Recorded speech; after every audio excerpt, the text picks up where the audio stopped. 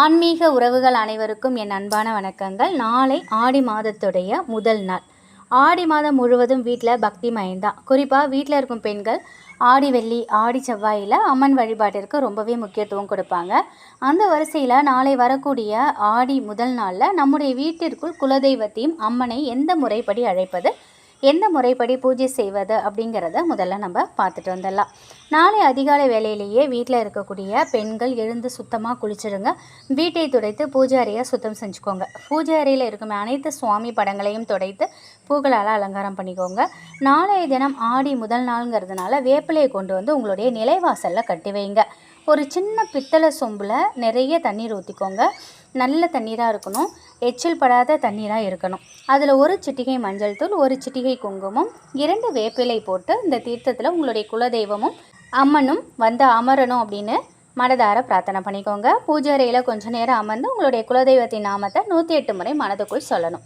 ஓம் சக்திங்கிற நாமத்தை 108 முறை சொல்லிவிட்டு அம்மனையும் குலதெய்வத்தையும் அந்த கலச சொம்பில் ஆவாகனம் செய்து இந்த தீர்த்தத்தை பூஜை அறையில் வச்சுடுங்க. சர்க்கரை பொங்கல் நைவேத்தியமாக வைக்கிறது ரொம்பவே நல்லது.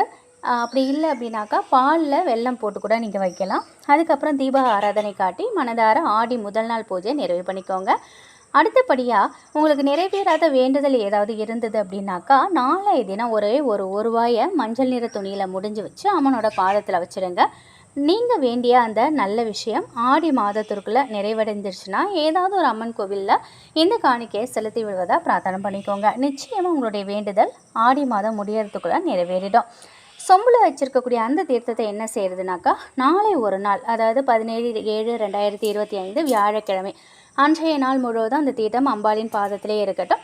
நாளை மறுநாள் அந்த தீர்த்தத்தை எடுத்து உங்கள் வீடு முழுவதும் மூளை மூடுகளெல்லாம் தெளிச்சு விட்ருங்க. தீர்த்த தண்ணீரை வந்து மீதி இருக்கக்கூடிய தீர்த்த தண்ணீரை கால்படாத இடத்துல இல்லைனா செடி கொடியில் நீங்கள் ஊற்றிடலாம். நாளை மாலை உங்களது பூஜை அறையில் மனதார அம்மனையும் குலதெய்வத்தையும் இப்படி தீர்த்தத்தை வச்சு வீட்டிற்குள் அழைத்தா மன விரும்பி குலதெய்வமும் அம்மனும் வீட்டிற்குள் வந்து வாசம் செய்வாங்க. மன நிறைவோடு இந்த பூஜையை செய்து முடிச்சுட்டு வீட்டு பக்கத்தில் உள்ள கோவிலுக்கு நாளைய தினம் முடிஞ்சால் நீங்கள் அம்பாள் கோவிலுக்கு போயிட்டு தரிசனம் செய்துட்டு வாங்க. இதை முடிச்சிடுங்க. அடுத்து பார்த்திங்கன்னா நம்ம வீட்டில் உள்ள எதிர்மறை ஆற்றல் எல்லாமே விலகிறதுக்கு ஒரு சிம்பிளான ஒரு பரிகாரம் இருக்குது. அதையுமே நீங்கள் நாளைய தினம் செய்யலாம்.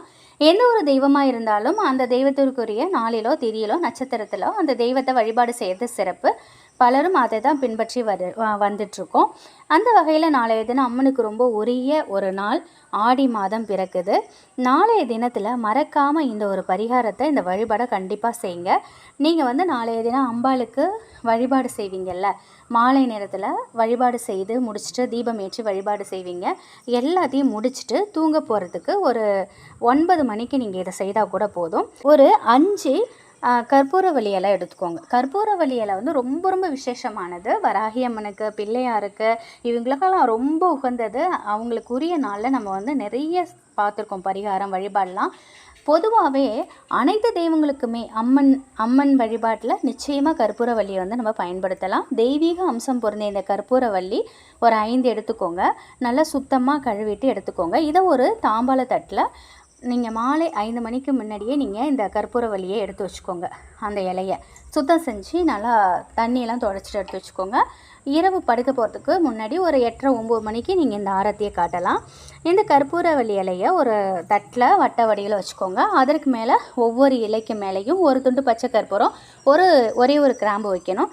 நம்ம எந்த முறையில் நீங்கள் அம்மன் வழிபாடு செய்தாலும் கற்பூர ஆராத்திங்கிறது காட்டி முடிச்சதுக்கப்புறம் நீங்கள் என்ன பண்ணுங்கள், இந்த 5 இலைகளும் மேலேயும் அந்த பச்சை கற்பூரத்தை ஏற்றி நீங்கள் அம்பாளுக்கு நீங்கள் வீட்டில் பூஜை அறையில் காட்டிடுங்க. அதுக்கப்புறம் அம்மனுக்கு காட்டிய அந்த ஆராத்தி தட்டை எடுத்துக்கொண்டு போய் வீடு முழுவதும் காட்டணும். அதற்கேற்றால் போல் பச்சை கற்பூரத்தை கையில் வச்சுக்கோங்க. அணைய விடாமல் பார்த்துக்கோங்க. இப்படி நம்ம வீட்டில் காட்டுறதுனால இதிலிருந்து வரக்கூடிய அந்த வாசனை வீட்டில் இருக்கக்கூடிய அனைத்து விதமான எதிர்மறை ஆற்றல்களையும் நீக்கி நேர்மறை ஆற்றலை அதிகரிக்கும். குடும்பத்தில் சண்டைகள் இருந்தாலும் மனக்கசப்புகள் இருந்தாலும் எல்லாமே நீங்கி மகிழ்ச்சியான வாழ்க்கைங்கிறது உண்டாகும். முடிந்த அளவுக்கு இந்த ஆராத்தியை இரவு 9 மணிக்கு மேலே நீங்கள் அம்மனுக்கு காட்டுவது சிறப்பான பலனை நமக்கு கொடுக்கும்.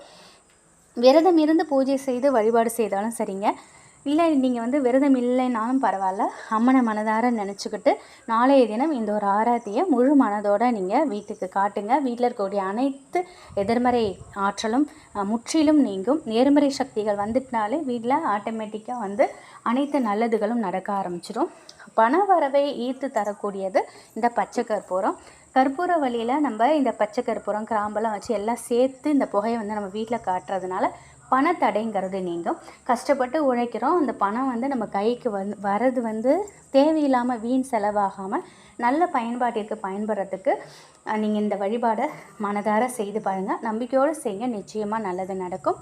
மறக்காமல் நாளைய தினம் இதை செய்யுங்க. ஒவ்வொரு நாளுமே நீங்கள் வந்து வெள்ளி செவ்வாயில் கூட நீங்கள் இதை செய்யலாம். ரொம்ப ரொம்ப விசேஷமான ஒரு வழிபாடு தான் இது. ஆனால் மறக்காமல் ஆடி மாதத்தின் முதல் நாள் செய்யுங்க. மாதம் முழுவதும் அம்மனின் அருள் உங்கள் கூடவே இருக்கும். நிச்சயம் இந்த ஒரு தகவல் உங்களுக்கு பயனுள்ளதாக இருக்கும் அப்படின்னு நம்புகிறேன். நன்றி.